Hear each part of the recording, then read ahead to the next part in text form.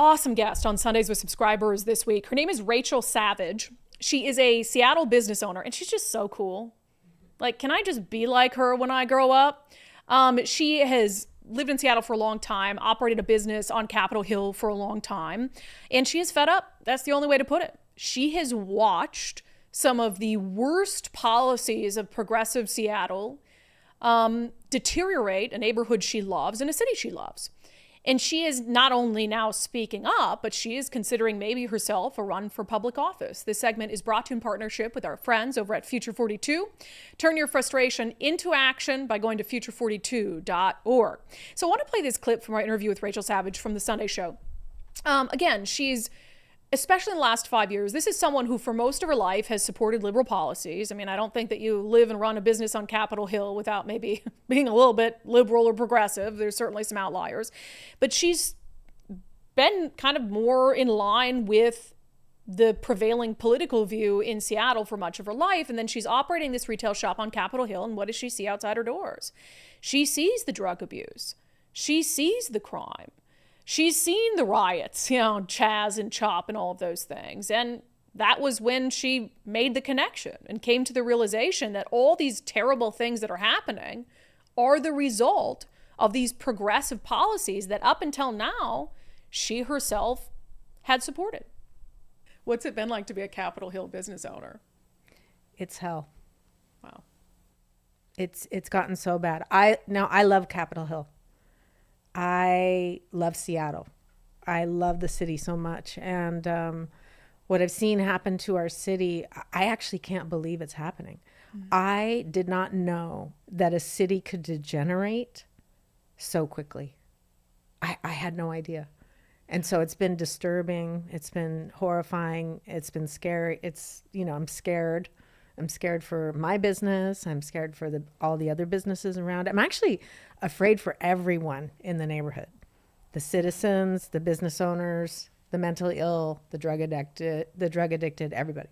Yeah, it's always been, Capitol Hill's always been kind of a quirky neighborhood, right? There's always been sort of a level of, street disorder on Capitol Hill. But when did you start to realize that this is beyond any sort of acceptable level? Well, it's the fentanyl. And so I noticed it, I would say, before the pandemic, where the drugs just started getting harder. You could just see it. Mm-hmm. And the other thing that I've noticed is the just open air drug use. Just people using right out in the open, right in front of the grocery store, on the sidewalk, everywhere. And no one is doing anything about it. And so I think that we're in the middle of a fentanyl epidemic, for sure, and a severe, chronically mentally ill epidemic as well. And both of those things together, with people not getting the care they need, is it's destroying the neighborhood. Yeah. It's a pretty progressive neighborhood. I mean, Capitol Hill had Shama Sawant as a right. council member for 3 terms. And so, of all the neighborhoods in Seattle, that is certainly one that has supported the types of hands-off policies when it comes to homeless encampments, when it comes to substance abuse and all of those things. But, I mean, how do residents up there and business owners actually feel about what the result of those policies has been? Well, that's where it gets interesting because I work with the public. So people talk to me every single day, and people are afraid to speak their mind. Mm. They are afraid to say how they really feel. So I notice that people, they're nervous about talking. But one of the big things at the shop that opens the conversation is I don't take cash right now. Why? Because it's a no cash on hand kind of a deal in Capitol Hill right now. For safety, right? And so people say, oh, you don't take cash. And then we get into the conversation. And I ask people, have you ever seen it this bad? Because I know it has never been this bad. Yeah. Sometimes people say, oh, it's the city. Oh, it's this always been. No. It's never been this bad. And they start to tell me how they really feel about it. Because I think we can do better. Yeah. I know we can do better. And when I tell people that, it's interesting to watch them because the light goes on and they say, yeah, we can do better. But they're afraid of what that means. Yeah. It means we need more conservative leadership. Well, we need new leadership. There's no doubt about it because this is the result of the progressive leadership.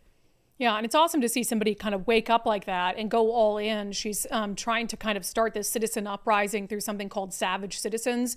You could check it out, savagecitizens.com, and watch our full interview with Rachel Savage by becoming a subscriber, undividedpod.com. You can find a link to that.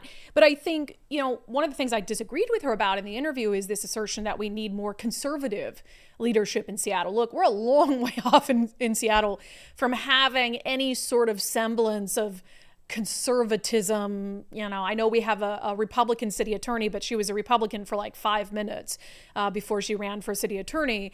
I don't think it has to be, and it shouldn't be characterized as a conservative value to want to help the homeless and like get the homeless off the streets and not let people overdose on drugs out in broad daylight in the alcove of the business. It's kind of sad, isn't it? That that's characterized as a conservative. Like we need a conservative to do that. I mean, I think she's right in the sense that only conservatives seem to be talking about how what's happening right now isn't working. But like, this is just common sense. You look at what's happening, that's not working.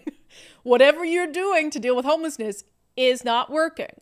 Whatever, the steps you've made to essentially decriminalize drugs and take this hands-off approach, that's not working. More people are dying. More people are homeless. The crime issue is worse. As she said, it's hell to run a business. So you're telling me we really can't find some common sense Democrats who are willing to run for office, who will say those things and do those things? Now, she did mention in the interview, she's considering a run for mayor. Now, but she'd run as a Republican. I mean, she came full circle. She went from like liberal Capitol Hill business owner to voted for Donald Trump and says if she ran for mayor, she'd do it as a Republican. Now, I think it would be very, very hard to win branding yourself as a Republican in the city of Seattle. Not impossible. Ann Davison did it.